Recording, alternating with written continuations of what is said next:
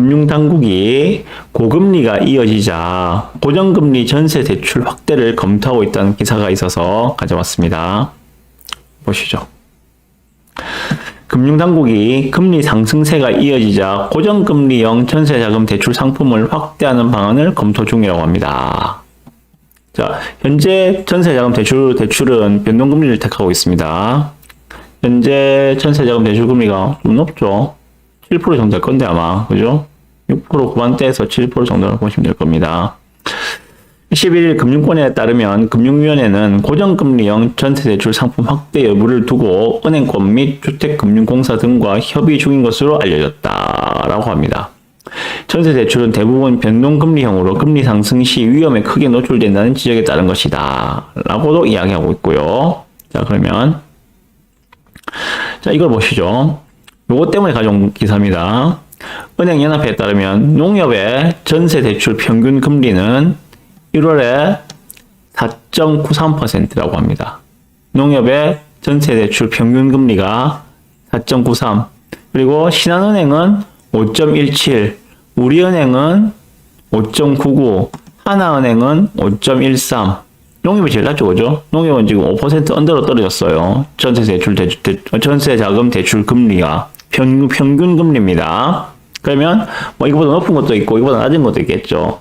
자, 대략 보면은 지금 현재 전세자금 대출 금리는 이전에 6% 전후에서 1% 정도가 내려와 가지고 지금 5% 정도다라고 보시면은 될 것 같습니다.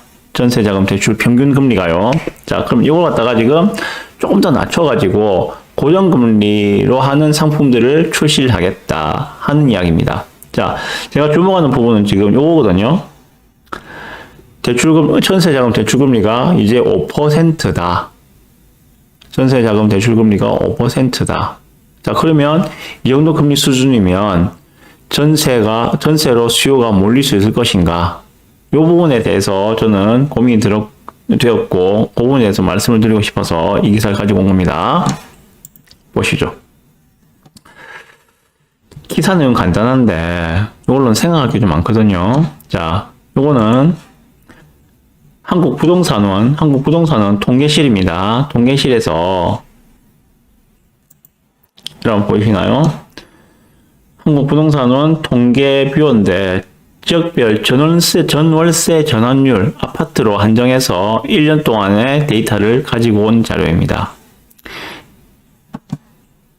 다시 줄여서 보여드리면, 자, 보이시죠, 그죠? 지역별 전월세 전환율. 전월세 전환율이 뭔가 아시죠, 그죠?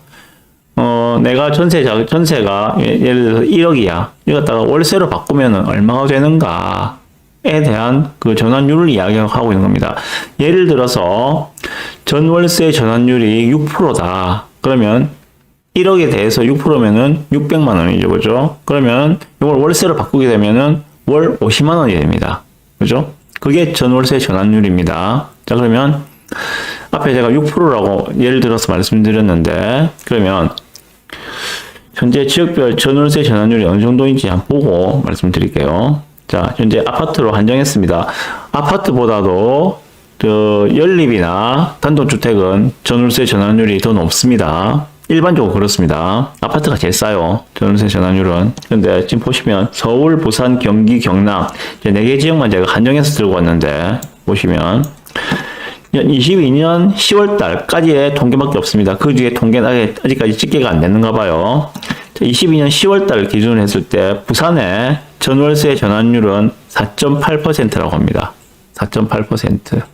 자, 그러면 이 말이 무슨 말인가 하면 전세금을 갖다가 월세로 전환했을 때 연 4.8%를 주인에게 주는 돈이다 라고 생각하시면 되거든요. 자, 그러면 간단하게 1억이면은 1년에 480만 원이 그 월세 비용으로 나가는 것이다 라고 보시면 돼요. 자, 그러면 이거 갖다가 전월세 전환율과 그 전세자금 대출금리를 비교해 볼 필요가 있거든요.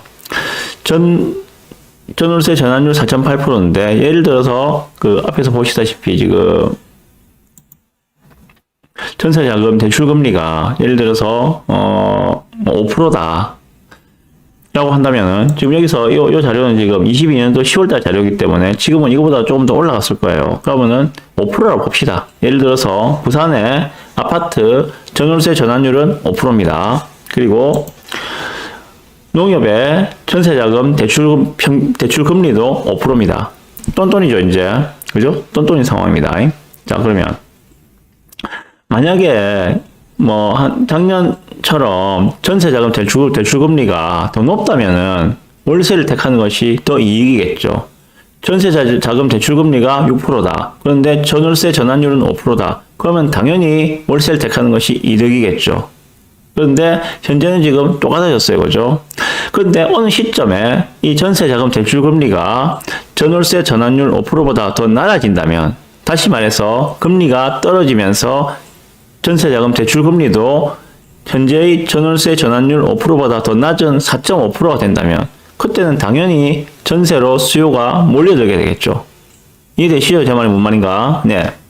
이렇게 다시 이제 그 전세자금 대출금리가 5%보다 낮아야 되는 상황이 되면 다시 전세로 올 수밖에 없다. 그렇게 된다면은 지금 부산도 전세가가 하염없이 떨어지고 있는데, 그렇게 전세자금 대출금리가 전월세 전환율보다 낮아져서 전세로 수요가 몰리는 그 시점이 된다면 적어도 전세가 지금처럼 하염없이 떨어지는 상황은 멈출 것이다. 전세가가 이렇게 하방을 찍게 된다는 의미는 매매가도 하방을 찍을 가능성이 매우 높다. 매매가도 더 이상 떨어지지 않고 멈출 것이다. 이렇게 보시면 됩니다. 그런데 단 이것은 입지 물량 과다 지역에서는 별로 효과가 없습니다. 제가 드린 그 말씀은 입지 물량 과다 지역에서는 효과가 없어요. 입지 물량 과다 지역에서는 전세가는 그 입지 물량이 해소될 때까지 떨어질 수밖에 없거든요. 그래서 그렇습니다. 일단 그게 전반적인 상황이라고 말씀드렸고요. 자, 그 다음 또 말씀드릴 게 뭔가 하면 지금 전세 자금 대출 금리가 6% 이상 7% 정도까지 얼마 전까지는 해도 그런 상황이었죠. 그죠? 그런 상황에서 그러면은 월세로 몰렸다는 이야기잖아요. 그죠? 실제로 월세가 얼마나 늘어났는지 그걸 좀 보여드리고 싶어서 제가 아실에 가져왔습니다. 아실에 보면 거래량이 있는데